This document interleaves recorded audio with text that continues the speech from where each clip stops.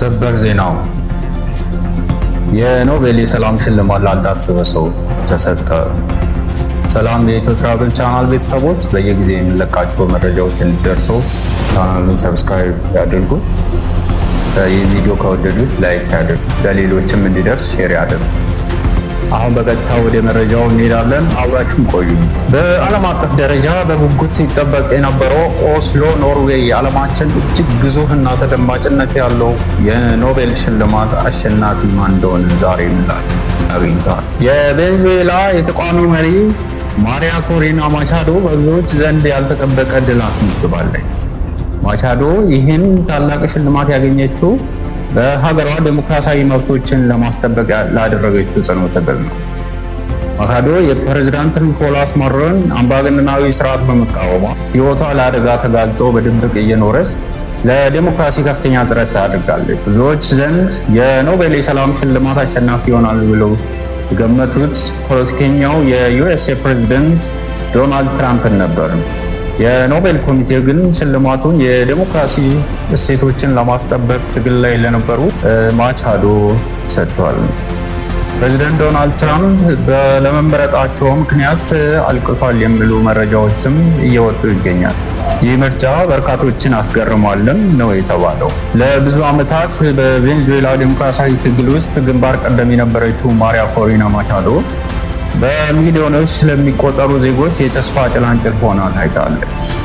የማቻዶ ድል በዓለም ዙሪያ ዜጎችን በሚረግጡ አምባገነን ስርዓቶች ላይ ትልቅ ትኩረት እንዲሰጥ ያደርጋል ተብሎ ይጠበቃል። የኖቤል ሽልማቱ ለማቻዶ የፖለቲካ ትግል ትልቅ ስትራቴጂ ጠቀሜታ ሊኖሮ እንደሚችል ይገመታል።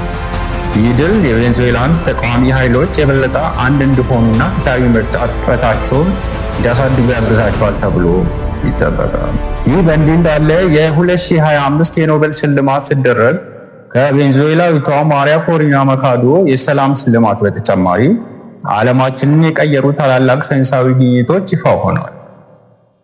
የሰው ልጆች ጤናን ያሻሻሉ አዳዲስ ቁሳቁሶችን የፈጠሩና የኳንታም ሳይንስን ለትግበራ ያበቁ ታላላቅ ሊቃውንት ተሸልመዋል። የአሜሪካው የፊዚክስ ሊቅ ጆን ክላርክ፣ ፈረንሳዊ ሚሼል ኤች ዴቨሮት እና አሜሪካዊ ጆን ኤም ማርቲንስ የፊዚክስ ኖቤል ሽልማትን አግኝተዋል። እነዚህ ሳይንቲስቶች በ1980ዎቹ አጋማሽ ጀምሮ ባደረጉት ጥናት የኳንታም ሜካኒክስ መሰረታዊ ህጎች በኤሌክትሪክ ዑደቶች ላይ ተግባራዊ በማድረግ ማክሮስኮፒክ ኳንታም ሜካኒካል ታኔሊንግ የተባለውን ክስተት ማረጋገጥ ችለዋል።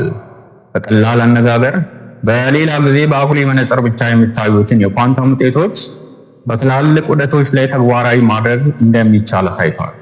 ይህ ግኝት ለወደፊቱ የኳንተም ኮምፒውተር ልማት ትልቅ መሰረት የጣለ ሲሆን ይህም የኢንፎርሜሽን ቴክኖሎጂ ከፍታ ላይ ለመድረስ ይረዳል።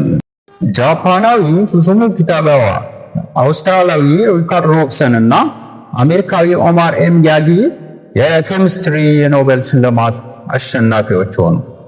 ሽልማቱ የተሰጣቸው ሜታል ኦርጋኒክ ፍሬምወርክስ በመባል የሚታወቁ እጅግ በጣም ቀዳዳ ቁሳቁሶች በመፍጠር ላደረጉት አስተዋጽኦ ነው። እነዚህ ሜታል ኦርጋኒክ ፍሬምወርኮች እንደ ስፖንጅ በውስጣቸው ከፍተኛ መጠን ያለው ጋዝ ወይም ፈሳሽ የማከማቸት ችሎታ አላቸው።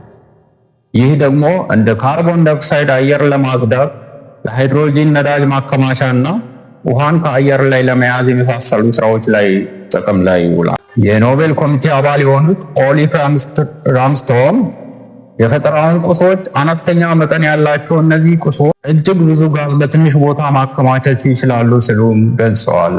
የሃንጋሪው ደራሲ ላዝሎ ክራዝናሆርካይ የ2025 የኖቤል የሥነ ጽሑፍ ሽልማት አሸነፉ። ታዋቂ የሆኑት ሱዛን ሶንታግ የሥነ ጽሑፉን ሊቅ የሃንጋሪ አፖካሊፕስ ማስተር ብለው ነበር የገለጿቸው።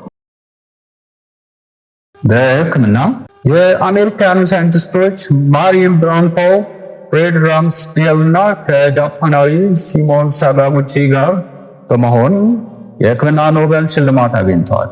ሳይንቲስቶቹ የበሽታ መከላከያ ስርዓት ጤናማ ሴሎችን እንዴት እንደማያጠቃ በሚገልጸው ፔሪፌራል ቶለራንስ ላይ ባደረጉት ጥናት ነው የተሸለሙት። ግኝታቸው የካንሰር ሕክምናዎችን ለማሻሻል መሰረት ጥለዋል። ራምስዴል ለሽልማቱ እንደተመረጡ ያወቁት በእግር ጉዞ ላይ ሆነው በሞባይል ስልካቸው እንደሆነ መረጃዎች ይጠቁማሉ።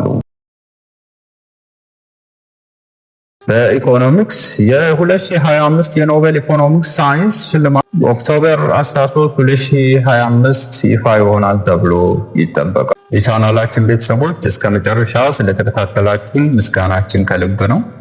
ይህን መረጃ ከወደዱት ላይክ ያድርጉት፣ ለሌሎች እንዲደርስም ሼር በማድረግ እንዲተባበሩን እንጠይቃለን። ክብረት ይስጥልን።